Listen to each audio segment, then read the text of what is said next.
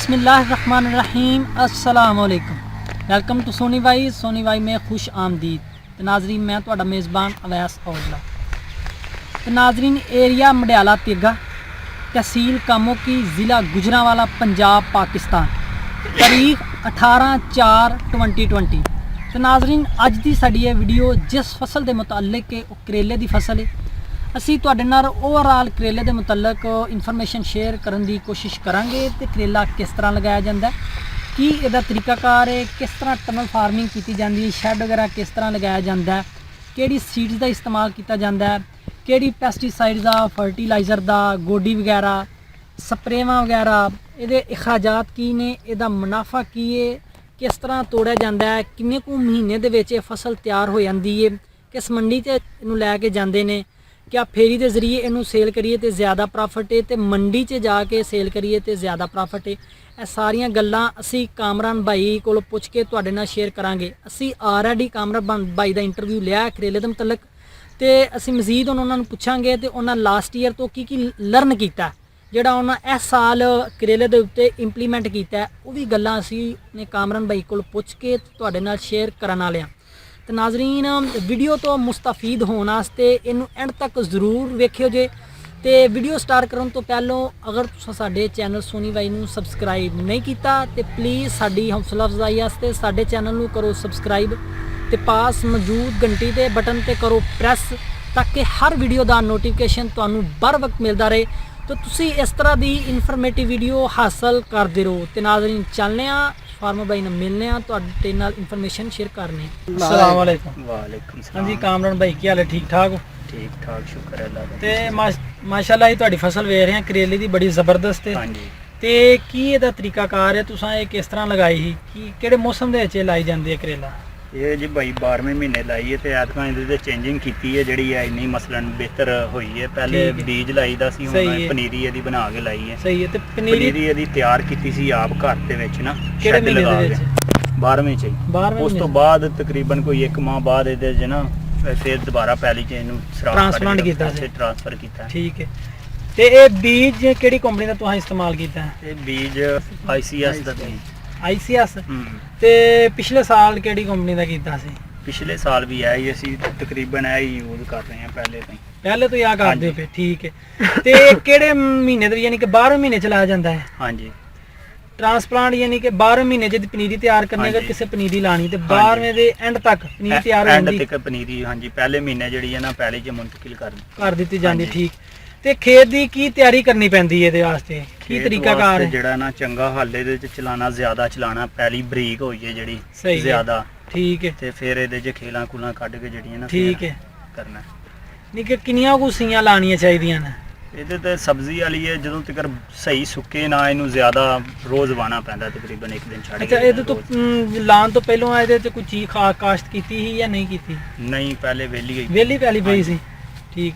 ਤੇ ਕੋਈ ਰੂਟਾਵੇਟਰ ਯਾਨੀ ਕਿ ਕੋਈ ਇਹਦੇ ਤੇ ਕਰਾਇਆ ਸੀ ਜਾਂ ਨਹੀਂ ਕਰਾਇਆ? ਹਾਂਜੀ ਕਰਾਇਆ, ਰੂਟਾਵੇਟਰ ਲੇਜ਼ਰ ਕਰਾਈ ਹੈ ਪਹਿਲੀ। ਲੇਜ਼ਰ ਕਰਾਉਣਾ ਜ਼ਰੂਰੀ ਹੈ ਇਹਦੇ ਤੇ ਜਾਂ ਨਹੀਂ? ਜ਼ਰੂਰੀ ਸਬਜ਼ੀ ਵਾਸਤੇ, ਕਿਉਂਕਿ ਖੇਲਾਂ 'ਚ ਡ੍ਰਿਪ ਸਿਸਟਮ ਹੋਵੇ ਫਿਰ ਨਹੀਂ ਜ਼ਰੂਰੀ ਹੈ, ਇੰਜ ਜ਼ਰੂਰੀ ਹੈ। ठीक है। तो जो खेत की तैयारी श्यारी करनी वो दौरान कोई खाद वगैरह पानी है या नहीं पानी? खाद पाई दी है। कितने तोड़े पाई? 2 बोरियां पाई हैं DAP दी। हाँ जी। तो इस तो अलावा कोई थले कोई स्प्रे स्प्रू या दवा? थले जो फिर पानी पहला लाई दा, फिर नाल ही दवाइयां फ्लड करी दी। ठीक है। तो ये किन्नियां को खेलां फी एकड़ होनी चाहिए? ये तकरीबन जिहड़ा तो फिर आप गोड सकदा वो तो फिर ज़्यादा भी कर सकदा, लेकिन बेहतर जिहड़ा ना 20 को कर लो बस। 20 खेलां होनी चाहिए। ठीक। तो यह जो तुहां कोई छापर वगैरह इहदा की तरीकाकार है, लाना जरूरी है या नहीं जरूरी? छापर जरूरी है, क्योंकि अद्धी तुहाडी मजदूरी बच जाती है, फिर लेबर की गडाई उरां परां गंद ही नहीं कवर हुंदा है। ठीक है। छापर लगा के फिर गंद जिहड़ा ना बेहतर हो जाता, यानी कि गंद कवर कर जांदा छापर। ਤੇ ਇਹ ਜਿਹੜਾ ਤੂੰ ਲਗਾਇਆ ਟਨਲ ਵਗੈਰਾ, ਇਹ ਉਦੋਂ ਹੀ ਲਾ ਦੇਣਾ ਸਟਾਰਟਿੰਗ ਦੇ ਵਿੱਚ ਤੇ ਜਾਂ ਜਦੋਂ ਟ੍ਰਾਂਸਪਲਾਂਟ ਕਰਨਾ ਤੁਸੀਂ? ਨਹੀਂ, ਜਦੋਂ ਇਹ ਛਾਪਰ ਉਤਾਰਨਾ ਹੈ ਉਦੋਂ ਫਿਰ ਲਾਣਾ। ਇਹ ਉਦੋਂ ਲਗਾਣਾ ਹੈ? ਹਾਂਜੀ ਉਦੋਂ ਖਰਾਬ ਕਰਕੇ। ਨਹੀਂ, ਜਦੋਂ ਵੱਲ ਤਿਆਰ ਹੋ ਜਾਂਦਾ ਉਦੋਂ ਲਾਈ? ਹਾਂਜੀ ਜਦੋਂ ਤਿਆਰ ਹੋ ਜਾਂਦੀ ਹੈ। ਤੇ ਇਹ ਵੀ ਉਦੋਂ ਹੀ ਲਾਣਾ ਜਿਹੜਾ ਤੁਸੀਂ ਜਾਲ ਵੀ? ਹਾਂਜੀ ਜਾਲ ਵਗੈਰਾ। ਹਾਂਜੀ ਠੀਕ ਹੈ। ਜਦੋਂ ਪਨੀਰੀ ਤੁਸੀਂ ਟ੍ਰਾਂਸਪਲਾਂਟ ਕਰਨੀ ਹੈ ਉਦੋਂ ਪਹਿਲੀ ਨੂੰ ਪਿਆਣਾ ਹੈ ਜਾਂ ਸੁੱਕੇ ਤੇ? ਉਦੋਂ ਪਿਆ ਕੇ ਫਿਰ ਟ੍ਰਾਂਸਫਰ ਕਰਨੀ ਹੈ। ਪਿਆ ਕੇ ਫਿਰ ਟ੍ਰਾਂਸਫਰ ਕਰਨੀ ਹੈ। ठीक। ਤੇ ਉਹ ਜਦੋਂ ਟ੍ਰਾਂਸਫਰ ਕਰ ਲੈਣੀ ਹੈ ਤੇ ਉਹ ਕਿੰਨੇ ਕੁ ਦਿਨਾਂ ਬਾਅਦ ਕੋਈ ਸਪਰੇਅ ਵਗੈਰਾ ਕੋਈ ਖਾਦ ਵਗੈਰਾ ਨਹੀਂ ਉਦੋਂ ਤੱਕ ਅਸੀਂ ਸਪਰੇਅ ਨਹੀਂ ਕਰਦੇ ਜਦੋਂ ਤੱਕ ਇਹਨੂੰ ਛਾਪਰ ਚੋਂ ਕੱਢ ਦੇਣੀ ਹੈ। ਛਾਪਰ ਚੋਂ ਕੱਢਣ ਤੱਕ? ਛਾਪਰ ਦੇ ਕੱਢਣ ਤੱਕ। ਸਹੀ ਹੈ। ਤੇ ਕਿੰਨਿਆਂ ਕੁ ਮਹੀਨਿਆਂ ਦੀ ਇਹ ਫਸਲ ਹੈ ਇਹ ਵਾਲੀ ਕਰੇਲੇ ਦੀ? ਇਹ ਵੇਖੋ ਜੀ ਇਹ ਬੰਦੇ ਦੀ ਮਿਹਨਤ ਤੇ ਡਿਪੈਂਡ ਕਰਦੀ ਹੈ। ਖਰਾਬ ਹੋਣ ਲੱਗੇ ਤੇ ਨਹੀਂ ਪਤਾ ਲੱਗਦਾ। ਵੇਖੋ ਨਾ ਸਪਰੇਆਂ ਸਪਰੂਆਂ ਦਾ ਧਿਆਨ ਰੱਖਣਾ ਪੈਂਦਾ। ਵੈਸੇ ਜਿਹੜਾ ਅਸੀਂ ਜਿਹੜਾ ਨਾ ਇਹਨੂੰ 8 ਤੋਂ 9 ਮਹੀਨੇ ਤੱਕ ਇਹਨੂੰ ਲੈ ਕੇ ਚੱਲਨੇ ਆ। 8-9 ਮਹੀਨੇ ਤੱਕ? ਹਾਂਜੀ। ਸਹੀ ਹੈ। ਤੇ ਇਹਦਾ ਪਾਣੀ ਦਾ ਕੀ ਤਰੀਕਾਕਾਰ ਹੈ? ਕਿੰਨੇ ਕੁ ਦਿਨਾਂ ਬਾਅਦ ਇਹਨੂੰ ਪਾਣੀ ਲਾਣਾ ਚਾਹੀਦਾ? ਪਾਣੀ ਇਹਨੂੰ ਅੱਜ ਕੱਲ ਗਰਮੀ ਹੈ ਜ਼ਿਆਦਾ, ਪੌਦਾ ਪਾਣੀ ਤੋਂ ਮੁਤਾਸਰ ਹੋ ਜਾਂਦਾ, ਪੱਤੇ ਸੁੱਟ ਜਾਂਦਾ। ਇਹਨੂੰ ਅੱਛਾ। ਤੀਸਰੇ ਦਿਨ ਪਾਣੀ ਲਾਓ। ਆਪਣੀ ਪੈਲੀ ਦਾ ਹਿਸਾਬ ਲਾਓ ਨਾ ਕਿ ਪੈਲੀ ਜ਼ਿਆਦਾ ਛੇਤੀ ਖੁਸ਼ਕ ਹੁੰਦੀ ਹੈ, ਫਿਰ ਇਹਨੂੰ ਜਲਦੀ ਪਾਣੀ ਲਾਓ। ਸਹੀ।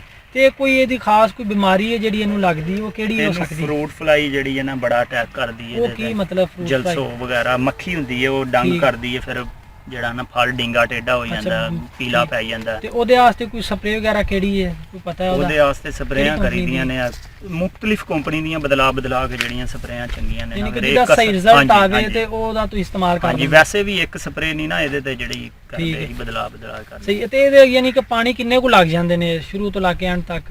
ਇਹ ਵੇਖੋ ਜੀ ਇਹ ਮੌਸਮਾਂ ਤੇ ਹਿਸਾਬ ਹੁੰਦਾ ਹੈ, ਮੌਸਮ ਤੇ ਡਿਪੈਂਡ ਕਰਦਾ ਹੈ। ਅਗਰ ਮੌਸਮ ਤੇ ਗਰਮ ਹੈ ਫਿਰ ਤੇ ਹਰ ਤੀਸਰੇ ਦਿਨ ਇਹਨੂੰ ਪਾਣੀ ਲਾਣਾ ਹੈ। ਲੇਕਿਨ ਇਹਨੂੰ ਪੋਟਾਸ਼ ਵਗੈਰਾ ਖਾਦ ਵਗੈਰਾ ਜਿਹੜੀ ਹੈ ਨਾ ਅਸੀਂ ਕੋਈ 3 ਪਾਣੀਆਂ ਬਾਅਦ ਲਾਉਂਦੇ ਆ। ਸਹੀ ਹੈ। ਇਹ ਨਹੀਂ ਕਿ ਹਰ ਪਾਣੀ ਜਿਹੜੀ ਇਹਨੂੰ ਨਹੀਂ ਲਾਉਂਦੇ। ਖਾਦ ਵਗੈਰਾ ਹਰ ਪਾਣੀ ਨਹੀਂ ਪਾਉਂਦੇ ਆ। ਸਹੀ। ਫੀ ਏਕੜ ਨੂੰ ਅਸੀਂ 1-1 ਬੋਰੀ ਮੈਟਰੋਫਾਸ, 10-10 ਕਿਲੋ ਪੋਟਾਸ਼ ਤੇ ਕਲੋਰੀ ਵਗੈਰਾ ਬਾਕੀ ਜਿਹੜੀਆਂ ਰੂਟ ਬਰਾਨ ਹੈ ਫਿਰ ਫਲੱਡ ਕੀਤੀਆਂ ਨੇ। ਫਲੱਡ ਕੀਤੀਆਂ। ਠੀਕ। ਤੇ ਕਿੰਨੇ ਕੁ ਮਹੀਨਿਆਂ ਵਿੱਚ ਇਹ ਤਿਆਰ ਹੋ ਜਾਂਦੀ ਹੈ? ਇਹ ਜਿਹੜੀ ਹੈ ਤਕਰੀਬਨ 2.5 ਮਹੀਨਿਆਂ ਤੱਕ ਕਰਨਾ ਮੁਕੰਮਲ ਤਿਆਰ ਹੋ ਜਾਂਦੀ ਹੈ। 2.5 ਮਹੀਨਿਆਂ ਤੱਕ ਤਿਆਰ ਹੋ ਜਾਂਦੀ? ਤਿਆਰ ਹੋ ਜਾਂਦੀ, ਫਲ ਤੇ ਆ ਜਾਂਦੀ। ਫਲ ਤੇ ਆ ਜਾਂਦੀ। ਠੀਕ ਹੈ। ਤੇ ਇਹਦਾ ਮੁਕੰਮਲ ਪਨੀਰੀ ਤੋਂ ਲੈ ਕੇ? ਪਨੀਰੀ ਤੋਂ ਲੱਗ ਕੇ? ਹਾਂਜੀ, ਪਨੀਰੀ ਤੋਂ ਲੱਗ ਕੇ। ਸਹੀ ਹੈ। ਤੇ ਕਿੰਨੇ ਕੁ ਮਹੀਨੇ ਜਿਹੜਾ ਇਹਦਾ ਫਲ ਚੱਲਦਾ ਰਹਿੰਦਾ? ਇਹਦਾ ਫਲ ਤੁਹਾਨੂੰ ਦੱਸਿਆ 8 ਮਹੀਨੇ ਤੱਕ ਅਸੀਂ ਇਹਦਾ ਫਲ ਲੈਂਦੇ ਆ। 8 ਮਹੀਨੇ ਤੱਕ? ਹਾਂਜੀ। ਕਰੇਲੇ ਦਾ ਤੋਰੀ ਦਾ ਇਸ ਤੋਂ ਵੀ ਜ਼ਿਆਦਾ ਫਿਰ ਉਹ ਆਪ ਹੀ ਵਾਹਣੀ ਪੈਂਦੀ ਹੈ। ਸਹੀ ਹੈ। ਤੋਰੀ ਉਦੋਂ ਜ਼ਿਆਦਾ ਠੰਡ ਹੋ ਜਾਂਦੀ ਹੈ, ਅੱਗੋਂ ਨਵੀਂ ਲਾ ਦਿੰਦੇ ਫਿਰ। ਸਹੀ ਹੈ। ਤੇ ਇਹ ਜਿਹੜੀ ਤੁਸੀਂ 8 ਮਹੀਨੇ ਦੀ ਤੁੜਾਈ ਚੱਲਦੀ ਰਹਿੰਦੀ ਹੈ? ਹਾਂਜੀ। ਠੀਕ ਹੋ ਗਿਆ। ਤੇ ਕੋਈ ਮੰਡੀ 'ਚ ਜਾ ਕੇ ਸੇਲ ਕਰਦੇ ਹੋ ਜਾਂ ਇੱਥੇ ਹੀ? ਨਹੀਂ, ਅਸੀਂ ਇੱਥੇ ਵੀ ਦੁਕਾਨਾਂ ਵਾਲੇ ਵੀ ਲੱਗੇ ਹੋਏ ਨੇ, ਮੰਡੀਆਂ 'ਚ ਵੀ ਅਸੀਂ ਇਹਨੂੰ ਨਾ ਜਿਹੜਾ ਇੱਕ ਜਿਹੜਾ 5 kg ਦਾ ਛਾਪਰ ਹੈ ਉਹ ਤਾਂ ਅਸੀਂ ਇਸ ਟਾਈਮ ਸੇਲ ਕਰ ਰਹੇ ਹਾਂ 600-700 ਦਾ ਸੇਲ ਕਰ ਰਹੇ ਹਾਂ। ਯਾਨੀ ਕਿ ਉਹ ਛਾਪਰ ਦੇ ਵਿੱਚ ਜਿਹੜਾ ਸੇਲ ਕਰਦੇ? ਛਾਪਰ 'ਚ। ਹਾਂਜੀ। ਤੋੜਿਆਂ 'ਚ ਨਹੀਂ? ਹਾਂਜੀ। ਛਾਪਰ ਦੇ ਤੋੜਿਆਂ 'ਚ ਵੀ ਕਦੀ ਬਸ ਲੈ ਕੇ ਜਾਈਦਾ, ਜ਼ਿਆਦਾਤਰ ਅਸੀਂ ਛਾਪਰਾਂ 'ਚ ਜਿਹੜਾ। ਛਾਪਰਾਂ ਦੇ ਵਿੱਚ। ਠੀਕ। ਤੇ ਕਿੰਨੇ ਕੁ ਦਿਨਾਂ ਬਾਅਦ ਜਿਹੜੇ ਤੋੜਦੇ ਹੋ ਇਹਨੂੰ? ਅਸੀਂ ਇਹਨੂੰ ਤੀਸਰੇ ਦਿਨ ਚੌਥੇ ਦਿਨ ਹਰ ਤੋੜਨੇ ਆ, 3 ਦਿਨਾਂ ਬਾਅਦ। ਯਾਨੀ ਕਿ ਅਸੀਂ ਇਹਦਾ ਮੁxtਲਿਫ ਬਣਾਏ ਹੋਏ ਨੇ ਨਾ 10, ਯਾਨੀ ਕਿ ਇੱਕ ਦਿਨ ਇੰਨੇ ਪੈਲੀ 'ਚੋਂ ਇੰਨੇ ਪਟਰੇ ਤੋੜਨੇ ਨੇ ਇੰਨੇ, ਉਹ ਫਿਰ ਰੋਜ਼ ਜਿਹੜਾ ਨਾ ਤੋੜਨੇ ਆ ਅਸੀਂ।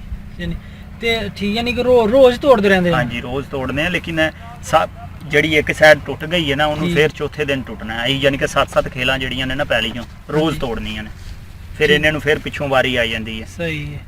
ਤੇ ਇਹਦਾ ਕੋਈ ਮੋਟਾ ਕਿੱਲੇ ਦਾ ਕਿੰਨਾ ਕੁ ਖਰਚਾ ਆ ਜਾਂਦਾ?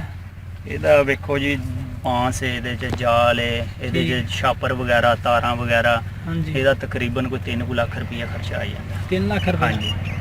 ਪੈਲੀ ਆਪਣੀ ਹੋਏ ਤੇ ਫੇਰ। ਸਹੀ ਹੈ। ਤੇ ਕੋਈ ਇਹਦਾ ਪ੍ਰੋਫਿਟ ਮੁਨਾਫਾ ਕਿੰਨਾ ਕੁ? ਪ੍ਰੋਫਿਟ ਇਹਦਾ ਮਾਸ਼ਾਅੱਲਾ 5 ਲੱਖ। ਜ਼ਿਆਦਾ ਰੇਟਾਂ ਤੇ ਡਿਪੈਂਡ ਕਰਦਾ। ਜਦੋਂ ਰੇਟ ਲੱਗੇ ਤੇ ਇਹਨੇ ਇੰਨਾ ਕੁ ਖਰਚਾ ਤੇ ਇੱਕ ਮਾਹ 'ਚ ਵੀ ਜਿਹੜਾ ਨਾ ਕਲੀਅਰ ਕਰ ਜਾਂਦੀ ਹੈ। ਇੱਕ ਮਾਹ ਦੇ ਵਿੱਚ ਵੀ ਕਲੀਅਰ ਹੋ ਜਾਂਦਾ? ਹਾਂਜੀ। ਕੋਈ ਮਾਹ ਵੀ ਯਾਨੀ ਕਿ 8 ਮਹੀਨਿਆਂ 'ਚ ਕੋਈ ਵੀ ਮਹੀਨਾ ਜਿਹੜਾ ਨਾ ਰੇਟ ਲੱਗ ਜੇ। ਸਹੀ। ਤੇ ਅਗਰ ਤੁਹਾਡੇ ਨਾਲ ਕੋਈ ਰਾਬਤਾ ਕਰਨਾ ਚਾਹੇ ਤਾਂ ਤੁਹਾਡਾ ਕੰਟੈਕਟ ਨੰਬਰ ਕੀ ਹੈ? ਮੇਰਾ ਨੰਬਰ 0342 44 800 ਪੂਰਾ 44 800 ਪੂਰਾ ਤੇ 44। ਹਾਂਜੀ। ਠੀਕ।